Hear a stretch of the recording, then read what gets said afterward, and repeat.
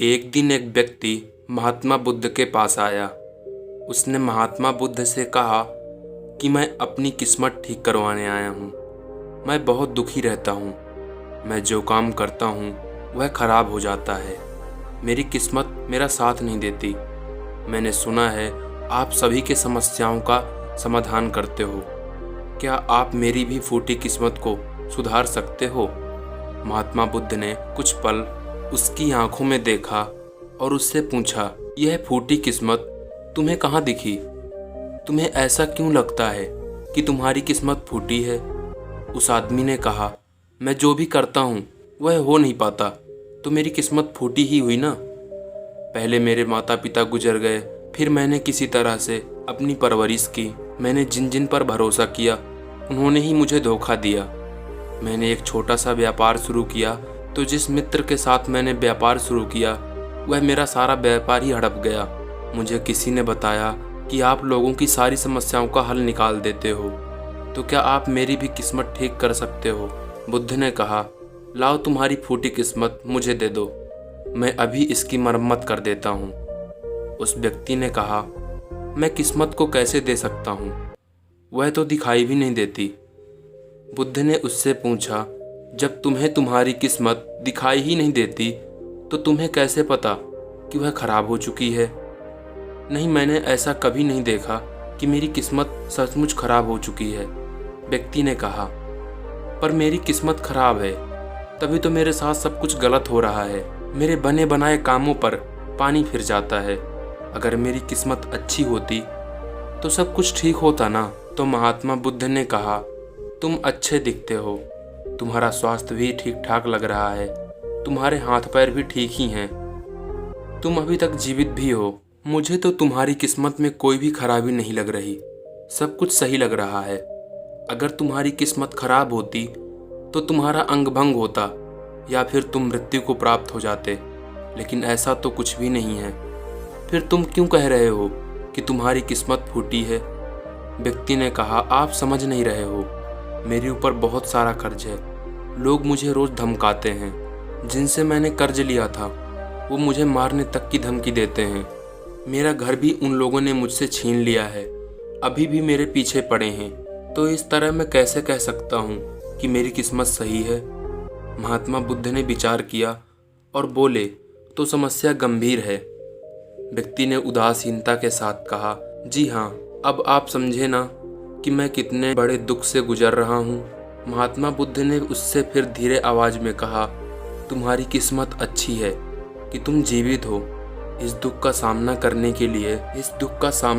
के लिए और इस जीवन से ही तुम अपनी समस्या का सामना कर सकते हो। व्यक्ति ने कहा, भंते, आप समझ नहीं रहे। तब महात्मा बुद्ध ने उससे कहा, समझ तुम नहीं रहे हो, मेरे साथ आओ। महात्मा बुद्ध उस व्यक्ति को अपने साथ पास वाली नदी के किनारे ले गए और कहा, यह देखो, इस बहती नदी को देखो। इस नदी में अगर मैं एक पत्ता गिरा दूं तो तुम मुझे बताओ यह पत्ता किस दिशा में बहेगा? व्यक्ति ने कहा, पत्ता तो नदी के बहाव के साथ नदी के दिशा में ही बहेगा। बुद्ध ने कहा, बिल्कुल सही। अब बताओ पत्ते की किस्मत किसके हाथों में है? व्यक्ति ने कहा, इस पत्ते की किस्मत नदी के हाथों में है, वह जहाँ चाहे इसे ले जा सकती है। तो महात्मा बुद्ध ने कहा, लेकिन पत्ता तो मेरे हाथों में है, मैं चाहूँ तो इसे नदी में डालूं या नहीं? तो व्यक्ति ने कहा, तो फिर इसकी किस्मत आपके हाथों में है, आप जहाँ चाहें इसे डाल सकते हैं।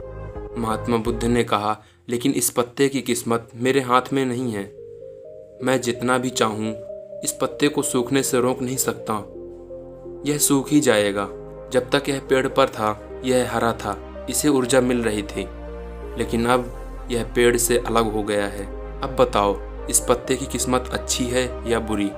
व्यक्ति ने कहा, अब तो इसकी किस्मत बुरी है, क्योंकि अभी यह अपने पेड़ से अलग हो गया है और ज़्यादा दिन जीवित नहीं रहेगा, धीरे धीरे सूख जाएगा और इसकी मृत्यु हो जाएगी। महात्मा बुद्ध ने कहा, अभी यह मरा नहीं है, अभी भी यह जीवित है और इसे लाभ यह है, अभी यह पत्ता वह सब कुछ कर सकता है जो वह पेड़ में लगे रहकर भी नहीं कर सकता था। बुद्ध ने उस पत्ते को हवा में छोड़ दिया, वह दूर उड़कर जा गिरा। तब बुद्ध ने कहा, देखो, पेड़ पर रहकर भी यह कभी इतनी दूर तक नहीं जा सकता था। आज इसने स्वतंत्र होकर उड़ने का आनंद लिया है। फिर वह पत्ता उड़कर नदी में जा गिरा। बुद्ध ने कहा, देखो अब वह पत्ता नदी में तैरने का भी आनंद ले रहा है। अगर तुम ध्यान से देखो तो तुम्हें दिखाई देगा यह पत्ता कितने ही छोटे छोटे जीवों को अपने ऊपर बैठाकर नदी के एक किनारे से दूसरे किनारे पर ले जा रहा है। इस पत्ते की भी किस्मत अच्छी है क्योंकि यह अपने नए अवसरों को ढूंढने में लगा हुआ है। तुम्हारी समस्याएं तुम्हें उड़ने का अवसर दे सकती हैं यदि तुम उन्हें सकारात्मक नजरिए से देखो। उस आदमी ने वहां खड़े होकर महात्मा बुद्ध की बातों पर विचार किया। धीरे धीरे उसे महात्मा बुद्ध की पूरी बातों में छिपा गहरा अर्थ को समझने शुरू किया। वह महात्मा बुद्ध की ओर देखते हुए बोला, आप सही कह रहे हो महात्मा। मैंने अपने भाग्य पर ध्यान देने में अपनी दृष्टिकोण को सीमित कर दिया था। मैं इतना प्रयास कर रहा था कि समस्या और मुश्किलों पर ही ध्यान करता रहा, जिसके कारण मैं उनमें मौजूद अवसरों को देखने में असमर्थ था। मुझे अब समझ आ गया है कि मेरी फूटी किस्मत बस एक डर और निराशा से उत्पन्न एक धारणा थी। मैं अब समझ गया हूँ कि हमारी किस्मत हमारे हाथ में होती है। हम खुद अपने जीवन की दिशा निर्धारित करते हैं। हमारी समस्याओं का हल भी हम ही को निकालना होता है। अपनी चुनौतियों को एक अवसर के रूप में देखकर हम आगे बढ़ सकते हैं और अपनी किस्मत को सुधार सकते हैं। दोस्तों, ये कहानी आपको कैसी लगी? अगर यह कहानी आपको अच्छी लगी हो तो हमारे चैनल को सब्सक्राइब करके बेल आइकन जरूर प्रेस कर लेना।